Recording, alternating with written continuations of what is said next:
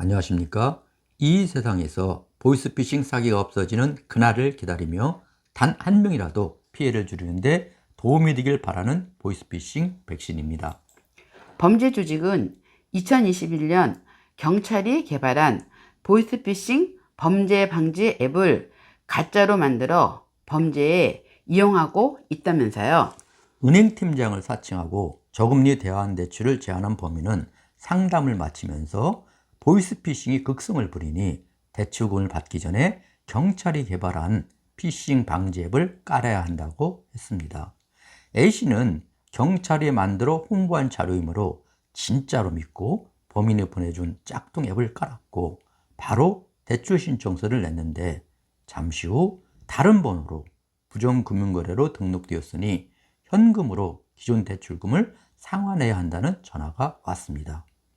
A씨는 보이스피싱이 의심되어서 금융감독원과 경찰 대표 전화로 전화했지만 모두 범죄 조직의 역할극 담당에게 전화가 연결되었고 조직 역할극 상담 범인과 대화로 A씨 의심은 오히려 사라지게 되었다고 합니다.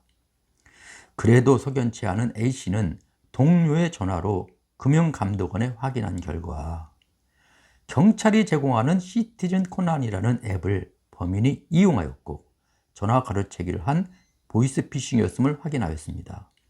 의심하지 않았다면 4천만 원을 사기당할 뻔한 사건이었습니다. 보이스피싱 피해자가 보이스피싱 지킴이 상을 받으면서 한 말이 있다면서요.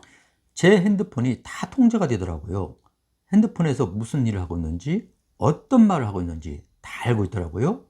의심하지 않으면 속을 확률이 굉장히 높을 것 같습니다. 의심해보고 그래도 개운치 않으면 10번이라도 의심하고 제가 당하지 않은 것은 동료 전화로 확인했다는 것입니다. 제 휴대폰에는 범인이 보낸 앱이 설치되어 이미 정비폰이 되었기 때문입니다. 연령과 성별, 직업 등에 따라 생애 주기적 특징을 심리적 약점으로 이용하고 있다면서요. KB국민은행이 피해 상담 데이터를 분석한 결과입니다. 보이스피싱의 주요 타깃 CD는 고연령층 고객에는 가족과 지인 등을 사칭해서 대포 통장으로 이체를 유도하는 메신저 피싱이 제일 많았는데 60대 여성이 주로 많이 당했다고 합니다.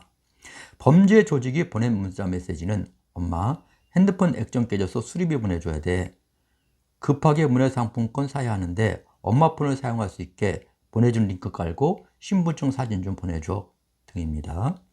허위 결제 문자나 택배 사칭 문자를 통해 해킹 앱 설치로 개인정보가 탈취되는 경우에는 20대 내지 30대가 가장 많았습니다. 허위 모바일 청첩장 발송, 사지도 않은 해외 결제 확인, 물품 발송을 위한 주소지 확인 등의 메신저가 많았지요. 낮은 금리로 대환대출을 해주겠다며 경제적으로 힘든 소상공인을 노리는 수법은 50대 남성의 피해자가 가장 많았는데 금융회사 직원을 사칭하고 문자 메시지로 접근하였습니다. 피해자 휴대전화에 원격 제어 프로그램인 팀뷰어 설치를 유도한 후 피해자 명의로 대출을 실행하고 대출금이나 예금 잔액 등을 대포 계좌로 이체하여 피해금을 챙기고 있습니다. 이러한 범죄의 공통점은 악성 프로그램 파일을 핸드폰에 설치해달라는 것인데 원격 제어 프로그램을 까는 순간 내 휴대전화는 범죄 조직의 좀비폰이 된다는 것입니다. 계좌 이체 등 모바일 뱅킹에 익숙하지 않은 어른을 대상으로 보이스톡으로 사기치는 수법도 늘어나고 있다면서요. 20대를 자녀로 둔 A씨는 최근 주말이라 은행이 문을 열지 않아 이체 한도를 늘릴 수가 없는데 1,000만 원이 급히 필요하다는 전화를 받았습니다. 아들을 사칭한 범인은 친구의 전세방 계약금을 내야 하는데 급하니 1,000만 원을 해당 계좌로 붙여달라는 문자 메시지를 받았지요. A씨는 놀라서 아들에게 전화를 걸었지만 전화를 받지 않았고 카카오톡으로 왜 전화를 받지 않냐고 묻자 아들은 전화 대신 보이스톡을 걸어왔습니다. 아무런 말도 없이 보이스톡이 금방 끊어졌습니다. 약 1분 후 보이스톡으로 다시 전화가 왔습니다. 전화가 고장나서 보이스톡으로 거는데 수신 환경이 좋지 않다고 하면서 전화를 바로 또 끊었습니다. 그리고는 돈이 고파다는 독촉 메시지만 계속 왔다고 합니다. 범인은 A씨가 계속 아들에게 전화할 경우 진짜 아들이 받을 수 있다고 봐서 A씨를 안심시키면서 전화를 걸 생각을 사전에 차단하기 위해 보이스톡으로 전화한 것입니다. 피싱 피해 방지를 위해서는 어떻게 해야 하나요?